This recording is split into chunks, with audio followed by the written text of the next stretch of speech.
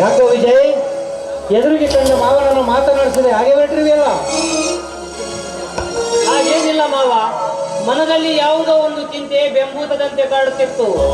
ಆ ಚಿಂತೆಯನ್ನ ಹೇಗೆ ಓಡಿಸಬೇಕೆಂತ ಅದನ್ನೇ ಯೋಚನೆ ಮಾಡುತ್ತಾ ಹೊರಟಿದ್ದೆ. ಅಷ್ಟರಲ್ಲಿ ನಿಮ್ಮನ್ನ ನೋಡ್ಲೇ ಇಲ್ಲ. ವಿಜಯ್, ಈ ಭೂಮಿಯ ಮೇಲೆ ಹುಟ್ಟಿದವರಲ್ಲಿ ಚಿಂತೆ ಯಾರಿಗಿಲ್ಲ. ಪ್ರತಿಯೊಬ್ಬರಿಗೆ ಒಂದು ಚಿಂತೆ ಇರುವುದೇ. ಅದು ಇರಲಿ, 3-4 ತಿಂಗಳು ಕಾಣಲಿಲ್ಲವಲ್ಲ, ಎಲ್ಲಿಗೆ ಹೋಗಿದ್ದೆ? ಮಾಮ, ಸಾಕಷ್ಟು ವಿದ್ಯೆಯನ್ನು ಕಲಿತು ನಿರುದ್ಯೋಗಿಯಾಗಿ ತಿರುಗಿ ನೌಕರಿಗಾಗಿ ಮನೆ ಆಸ್ತಿಯನ್ನು ಕಳೆದುಕೊಂಡೆ. ಕೊನೆಗೆ ಬೆಂಗಳೂರಿನಲ್ಲಿ PSI ನೌಕರಿಗೆಂದು 2 ಲಕ್ಷ ಹಣವನ್ನು ಕೊಟ್ಟೆ. ಹಣನ್ನು ವಾಪಸ್ಸು ಬರಲಿಲ್ಲ, ನೌಕರಿ ಬರಲಿಲ್ಲ. ಅದನ್ನೇ ಚಿಂತೆ ಮಾಡುತ್ತಾ 3-4 ತಿಂಗಳು ಊರು ಬಿಟ್ಟು ಹೋಗಿದ್ದೆ ಮಾಮ. ಎಂಥ ಹುಚ್ಚರಪ್ಪ ನೀವು! ಪೂರ್ಣ ಪರಿಚಯ ಇಲ್ಲದವರ ಕೈಯಲ್ಲಿ ಅಷ್ಟೊಂದು ದುಡ್ಡು ಕೊಡುತ್ತಾರ? ಇನ್ನು ಮುಂದೆ ಆ ನೌಕರಿ ಆಸೆಯನ್ನು ಬಿಟ್ಟು ಈ ಭೂಮಿ ತಾಯಿಯಲ್ಲಿ ಮಣ್ಣಿನ ಮಗನಾಗಿ ದುಡಿದು ಹೊನ್ನಿನ ಬೆಳೆಯನ್ನು ಬೆಳೆದು ಅಂಥ ನೌಕರಿವಂತರಿಗೆ ಅನ್ನದ ಭಿಕ್ಷೆಯನ್ನು ನೀಡಬಾರದೆ? ಮಾಮ, ನನಗೂ ಆಳಾಗಿ ದುಡಿದು ಅರಸನಾಗಿ ಉಣ್ಣಬೇಕೆನ್ನುವ ಆಸೆ ಸಾಕಷ್ಟಿದೆ.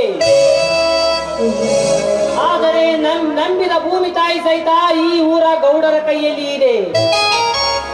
ಅದನ್ನು ಕೇಳಲು ಹೋದರೆ ಸಾಯಿಸುವ ಬೆದರಿಕೆ ಹಾಕುತ್ತಾರೆ. ವಿಜಯ್, ಆ ಗೌಡನ ಕೈಯಲ್ಲಿ ನಿನ್ನದಷ್ಟೇ ಆಸ್ತಿ ಇಲ್ಲ. ನಮ್ಮ ಹಳ್ಳಿಯ ಪ್ರತಿಯೊಬ್ಬರ ರೈತರ ಆಸ್ತಿ ಕೂಡ ಅವನ ಕೈವಶದಲ್ಲಿದೆ.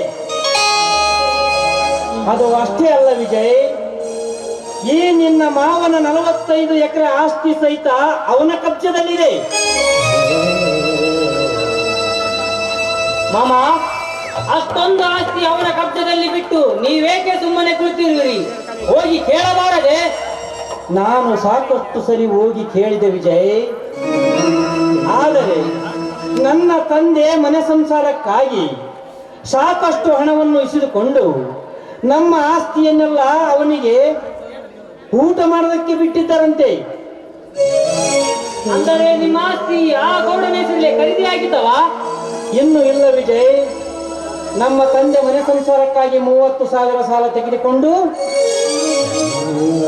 ಆಸ್ತಿಯನ್ನೆಲ್ಲ ಅವನಿಗೆ ಊಟ ಖರೀದಿಗೆ ಬರೆದು ಕೊಟ್ಟಿದ್ದಾರಂತೆ. ಅವನು ಹೇಳುತ್ತಿದ್ದಾನೆ. ಏನು, ಅಷ್ಟೊಂದು ಆಸ್ತಿ ಆ ಗೌಡನ ಹೆಸರಲ್ಲಿ ಖರೀದಿ ಆಗಿದ್ದವ? ಇನ್ನು ಇಲ್ಲ ವಿಜಯ್, ಆ ಆಸ್ತಿ ಕೂಡ ನನ್ನ ಹೆಸರಿಗಾಗಿವೆ. ನನ್ನನ್ನು 3-4 ಸಾರಿ ತನ್ನ ಮನೆಗೆ ಕರೆಸಿ ಸಹಿ ಹಾಕು ಎಂದು ಎದುರಿಸಿದ. ಆದರೆ ನಾ ಇನ್ನೂ ಸಹಿ ಹಾಕಿಲ್ಲ. ಸಹಿ ಹಾಕಬೇಡ ಮಾಮ, ಆ ಗೌಡನಿಗೆ ಸರಿಯಾಗಿ ಪಾಠ ಕಲಿಸಿ ಮರಳಿ ನಮ್ಮ ಆಸ್ತಿ ಪಡೆಯೋಣ. ಅದಕ್ಕೂ ಒಂದು ಕಾಲ ಬರಬೇಕು ವಿಜಯ್. ಅಲ್ಲಿಯವರೆಗೂ ನಾವು ತಾಳಬೇಕು. ಈ ಬಡವನ ಒಡಿಲು ಬೆಂಕಿಯ ಸಿಡಿದಾದಾಗ ಆ ದುಡ್ಡಿನ ದೇವೇಗೌಡ ಸುಟ್ಟು ಭಸ್ಮವಾಗುತ್ತಾನೆ. ಮಾಮ, ಆ ಗೌಡ ಈಗ ಕಾವು ಕಾಣದ ಕಬ್ಬಿಣವಿದ್ದಂತೆ. ಆ ಕಬ್ಬಿಣಕ್ಕೆ ಸಾಕಷ್ಟು ಕಾವನ್ನು ಕೊಟ್ಟು ಕಂಬಾರನಂತೆ ತಿದ್ದಬೇಕು ಆ ದುಷ್ಟ ದೇವೇಗೌಡ ಮನಸ್ಸನ್ನು. ಆ ದುಷ್ಟ ಗೌಡನ ಮನಸ್ಸನ್ನು ತಿದ್ದುವುದಕ್ಕೆ ಸಾಕಷ್ಟು ಸಿದ್ಧವಾಗಿ ನಿಂತಿದ್ದಾರೆ ರೈತರು. ಅದಕ್ಕೆ ನಾವೇನು ತಲೆ ಕೆಡಿಸಿಕೊಳ್ಳುವುದು ಬೇಡ. ಹಾ ವಿಜಯ್, ಮುಂದಿನ ತಿಂಗಳು ನನ್ನ ತಂಗಿ ಮತ್ತು ನಿನ್ನ ಮದುವೆ ಮಾಡಬೇಕೆಂದು ನನ್ನ ಆಸೆ. ನನಗೆ ಇಷ್ಟು ಬೇಗ ಮದುವೆ ಬೇಡ ಮಾವ. ನನಗೆ ನೌಕರಿ ಸಿಗೋವರೆಗೂ ನಿನ್ನ ತಂಗಿ ನಿಮ್ಮ ಮನೆಯಲ್ಲೇ ಇರಬೇಕು. ಹಾಗಲ್ಲ ವಿಜಯ್, ನನ್ನ ತಮ್ಮ ಶಂಕರನಿಗೂ ಒಂದು ಹೆಣ್ಣು ಫಿಕ್ಸ್ ಆಗಿದೆ.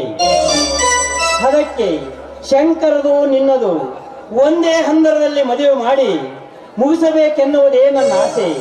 ದಯವಿಟ್ಟು ಬೇಡ ಅನ್ನಬೇಡಪ್ಪ. ಆಯ್ತು ಮಾಮ, ನಿಮ್ಮ ಆಶೆಯಂತೆ ಆಗಲಿ. ಆದರೆ ಮದುವೆಯಾದ ನಂತರ ನನಗೆ ನೌಕರಿ ಸಿಗುವವರೆಗೂ ನಿನ್ನ ತಂಗಿ ನಿಮ್ಮ ಮನೆಯಲ್ಲೇ ಇರಬೇಕು. ಆಯ್ತು ವಿಜಯ್, ಯಾರು ಬೇಡ ಅನ್ನುತ್ತಾರೆ? ಬಾ, ಮನೆಗೆ ಹೋಗೋಣ. ನನ್ನ ತಂಗಿಯ ಮುದ್ದಾದ ಮುಖವನ್ನು ನೋಡುವಂತೆ. ನಡೀರಿ ಮಾವ, ಹೋಗೋಣ.